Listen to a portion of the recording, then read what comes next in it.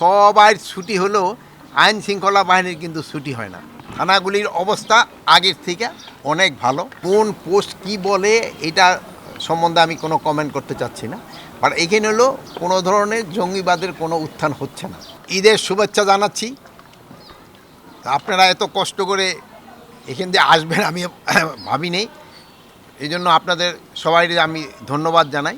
আর আমি আজকে থানা ভিজিটে একটা উদ্দেশ্য ছিল যে তাদের সাথে শুভেচ্ছা বিনিময় করা। আর আপনারা জানেন যে সবার ছুটি হলেও আইন শৃঙ্খলা বাহিনীর কিন্তু ছুটি হয় না। এই জন্য তাদের সাথে দেখা করা এবং তাদের বিভিন্ন খোঁজ খবর নেওয়া এবং তাদের সমস্যাগুলি জানা।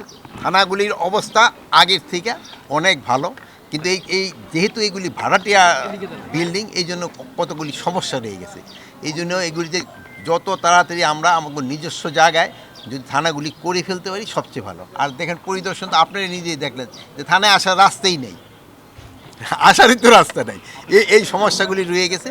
এটা যত তাড়াতাড়ি সম্ভব আমরা চেষ্টা করতেছি, যেহেতু আফতাবনগরের একটা জায়গা আছে, আমরা যদি ওখানে একটা তাড়াতাড়ি বিল্ডিং করে নিতে পারি তো এই থানাটা ওখানে শিফট করলে জনগণেরও সুবিধা হবে, বাহিনীগুলিরও সুবিধা হবে।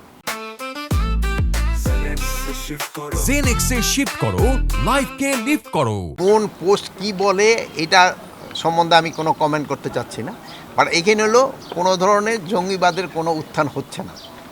আপনারা আমার থেকে আরও ভালো জানেন, কোনো ধরনের আমরা দায়িত্ব নেওয়ার পর কোনো ধরনের জঙ্গিবাদের কোনো কিছু দেখছেন? কোনো কিছু হয় নাই।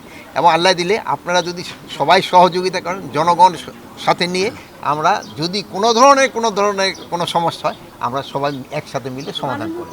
শোনেন, ব্যাখ্যা এখন হলো কি, আপনি 5ই অগাস্টের পরে কিছুদিন তো সরকারই ছিল না, এরপরে তো পরিস্থিতিটা তো আস্তে আস্তে উন্নতি হচ্ছে। আপনি প্রথমে ওই পুরানো ঘটনাগুলি নিয়ে আসতে তো হবে না, এগুলি আস্তে আস্তে উন্নতি হচ্ছে, আরও উন্নতি হবে। এখন ধরেন যে আমরা বলবো যে আইন শৃঙ্খলা পরিস্থিতি মোটামুটি স্যাটিসফ্যাক্টরি, বাট এটার আরও উন্নতির অনেক অবকাশ রয়ে গেছে। এটা আস্তে আস্তে আরও ভালোর দিকে নিয়ে যেতে হবে। এটার জন্য আমরা সবাই মিলে চেষ্টা করবো। আপনারাও চেষ্টা করতেছেন, জনগণও চেষ্টা করতেছে, আমরাও চেষ্টা করতেছি, আমাদের বাহিনীগুলোও চেষ্টা করতেছে। আমরা যদি সবাই একসাথে কাজ করি এটা একদিন ভালো হয়ে যাবে অবশ্যই। এটার ভিতরে কোনো ভুল নাই। ইভেন এজাহারে নাম নাই না, এজাহারে অনেকের নাম আছে যারা এই হত্যাকাণ্ডের সাথে জড়িত না। ওই সময় তারা যে দেশে ছিল না তাদের নামও দিয়েছে। এটা একটা পার্টিকুলার কিছু সংখ্যক লোক কিছু ধরনের ইন্টারেস্টে কিছু এই কাজটা করছে। এটা যেন না হয় এই জন্য আমরা কিন্তু ইনভেস্টিগেশনটা খুব প্রপারভাবে করতেছি। শুধু থানার ইনভেস্টিগেশন হবে না, এই জন্য কিন্তু আমরা আইজি লেভেল আমরা একটা কমিটি করে দিছি, যেন কোনো রকমে কোনোভাবেই কোনো নিরীহ লোক যেন সাজা না পায়, কোনোভাবেই যেন কোনো রকমের নিরীহ লোক যেন সাজা না পায়। আপনারা বলবেন যে নিরীহ লোকের কোনো রকমের সাজা হবে না, বাট যারা দুষ্কৃতিকারী তারা কিন্তু ছাড় পাবে।